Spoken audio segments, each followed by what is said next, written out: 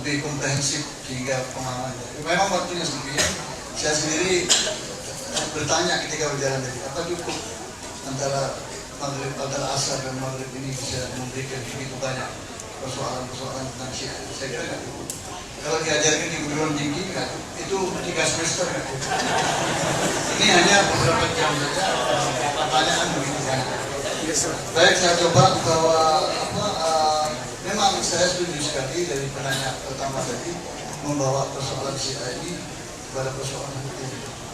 Itu bagus itu, dan itu yang sudah dilakukan oleh teman-teman yang ada di Sulawesi Selatan. Sampai sekarang itu polisi ragu-ragu alasannya tidak punya pengalaman untuk memproses persoalan agama ini. Apalagi atasan komandan mereka, masalah agama ini sensitif, terus gimana. Jadi belum punya pengalaman. Nah, kita lah yang aktif memberikan bimbingan tentunya kepada para penegak hukum itu, sehingga ini bukan persoalan agama, ini ancaman pada negara. Karena itu kita sudah punya pintu ya masuk untuk membawa ini persoalan ini bukan hanya persoalan agama, tapi persoalan negara. Sehingga penegak hukum juga harus ikut aktif menyelesaikan persoalan ini. Saya setuju sekali dengan pertanyaan ini. Cuma masalahnya implementasinya di lapangan memang tidak semudah itu. Berbulan-bulan, mungkin sampai setahun. Bentuk gelar perkara sudah. Jadi memang ini penistaan terhadap agama. Tidak bisa dikatakan tafsir. Tapi mereka yang mengatakan buku-buku saya itu tafsir karena ada dalilnya. Ya kalau ada dalilnya, komunis juga punya dalil.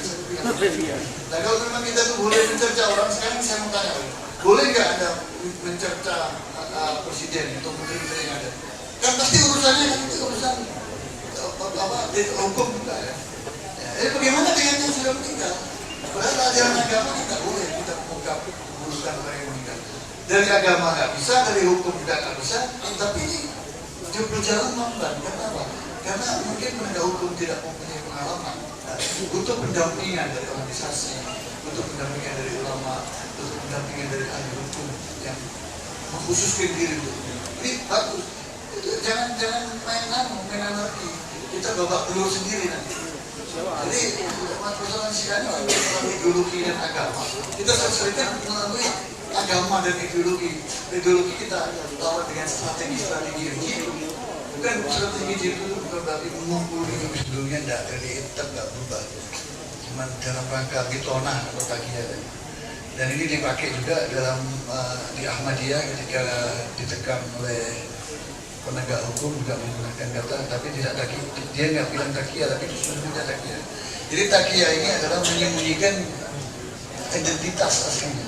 Jadi salah satu strategi dari Syiah supaya tidak mudah diidentifikasi, dia melakukan takiyah, itu strategi. Dan itu punya landasan. Karena sebetulnya kalau kita ingin selamat dari aliran sesat, harus kenal dulu apa sesatnya. Itu menjadi persoalan. Sebab di kita sebetulnya masalah Syiah ini kan banyak tidak diketahui. Buku-buku awal yang membahas mengenai Syiah tadi disebutkan ada dalam Sunni Syiah dari Sakifah, kemudian sudah menemukan kebenaran, dan beberapa buku lain yang sejak tahun 80-an itu menjadi rujukan umat Islam untuk mengenal Syiah. Judulnya enak kan, banyak kan gitu ya, dan itu kalau dibaca akhirnya kan merusak cara pandang kita terhadap Syiah.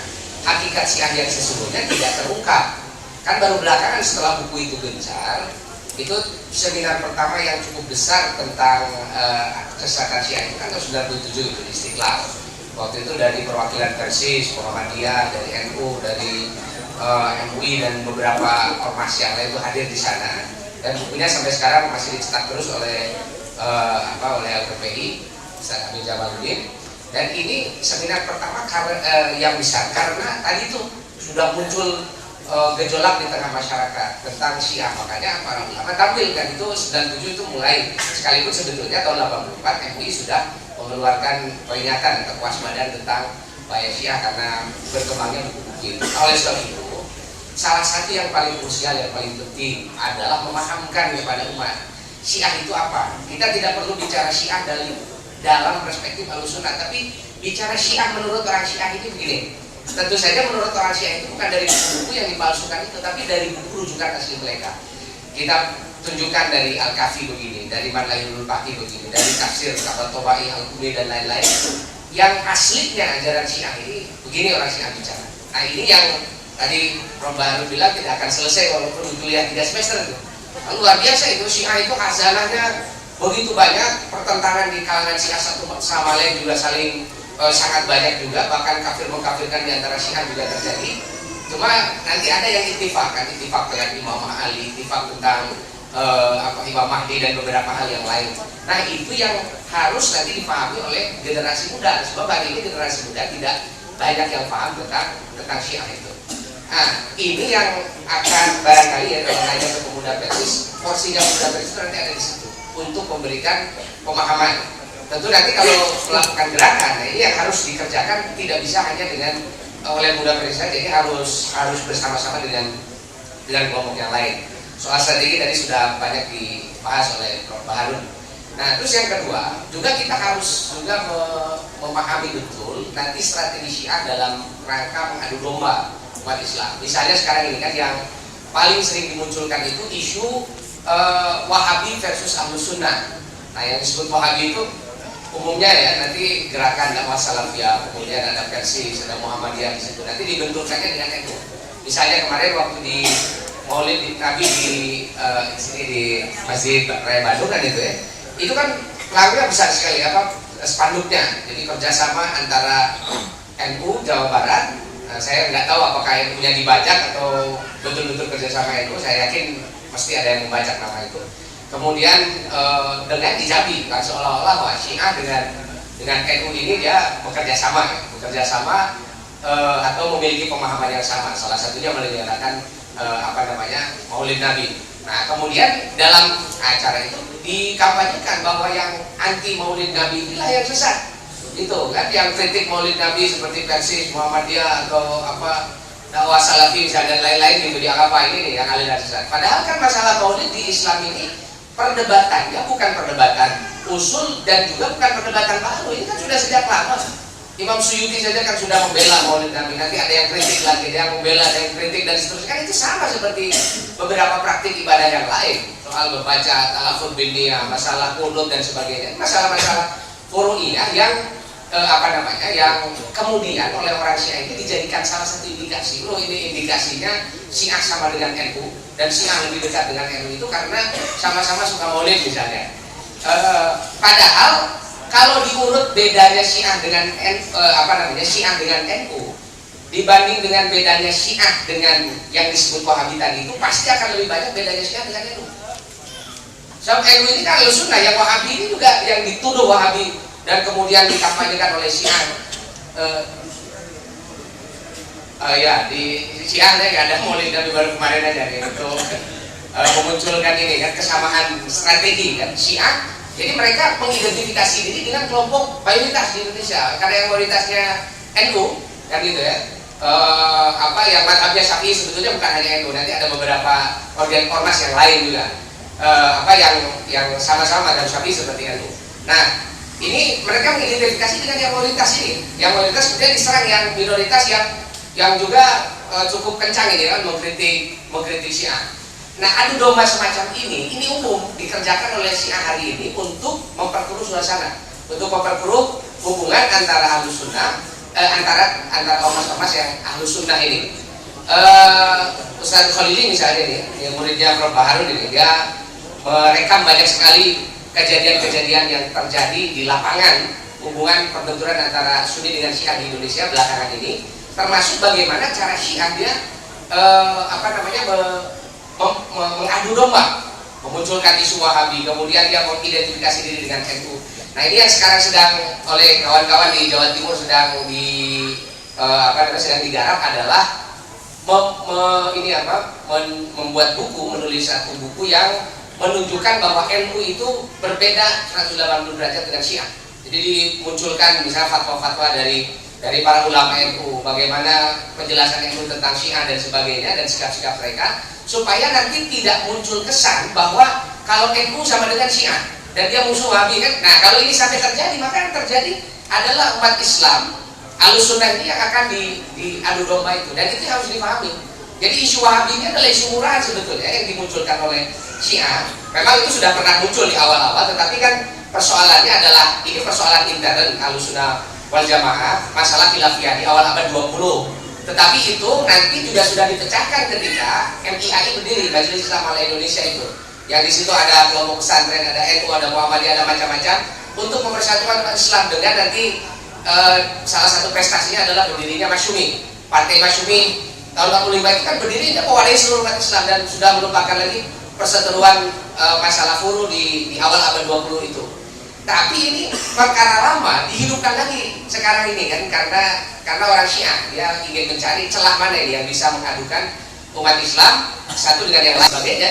Ini sudah hampir bisa dipastikan kalau isu itu munculnya sekarang, ini beda dengan isu itu muncul di awal abad 20. Kalau isu ini munculnya sekarang, yang memperkeruh suasana dan yang mengangkat isu ini ke permukaan adalah kelompok Syiah.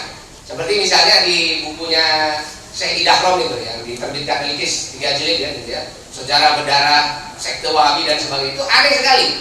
Di situ sekte Syiah dianggap sebagai madhab, dianggap bahkan lebih baik kan gitu ya dibanding dengan yang dia sebut sebagai Wahabi. Sementara Wahabi yang diidentifikasi nanti beberapa umat Islam Ahlussunnah termasuk di dalamnya dianggap sebagai sesat. Kan ini sesuatu cara logika yang kacau, dan saya yakin penulis buku ini dia sedang melakukan adu domba, sedang sengaja memperkeruh suasana untuk untuk supaya Ahlussunnah itu tidak bersatu lagi. Dan kalau sudah tidak bersatu, mudah untuk Syiah nanti dia menghancurkan barisan Islam. Nah, oleh sebab itu saya kira kita sudah mulai menyingkirkan isu-isu murahan semacam itu, dan kita harus ke depan ini perkara Syiah ini harus dijadikan sebagai kabar akademik, dan ini mudah-mudahan bisa menjadi pemicu munculnya wahdah, munculnya persatuan umat Islam itu. Saya pernah ketemu dengan Ustaz Farid Uqbah yang bilang bahwa karena dia sangat concern dengan Syiah ini, dia bilang bahwa sebetulnya dengan isu Syiah ini umat Islam ini bisa bersatu dan melupakan perbedaan furu'iyah.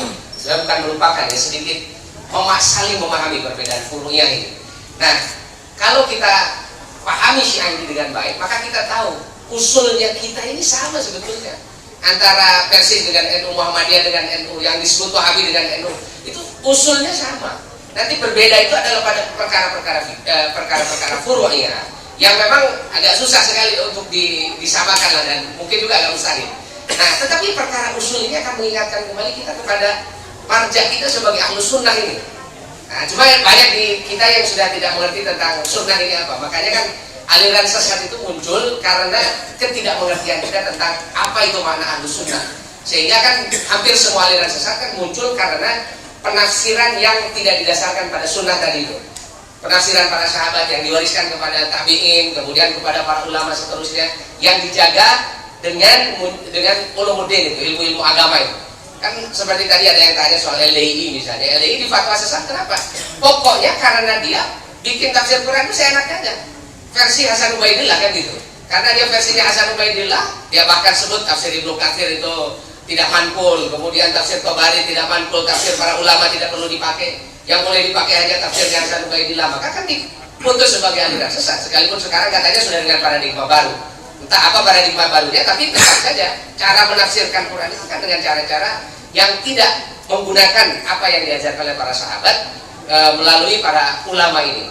Nah, kalau kita tidak memahami itu, akhirnya kan pasti aliran sesat ini akan mudah sekali masuk ke tubuh umat Islam. Bukan hanya Syiah, nanti aliran sesat apa saja, dan umumnya semua di situ karena ketidakpahaman kita terhadap sunnah. Apa makna Ahlussunnah ini? Kan Ahlussunnah ini muncul karena ada istilah Ahlussunnah ini muncul karena ada tantangan kan ya, tantangan aliran sesat dari Khawarij, kemudian Syiah, Mu'tazilah. Maka muncullah ini aliran Ahlussunnah mendefinisikan diri dan memberikan membuat satu pola pemahaman terhadap Islam yang seragam yang diajarkan Rasul kepada para sahabat dan kemudian kepada para ulama setelah itu. Dan ini yang saya kira harus banyak dipahami oleh generasi muda kita ini.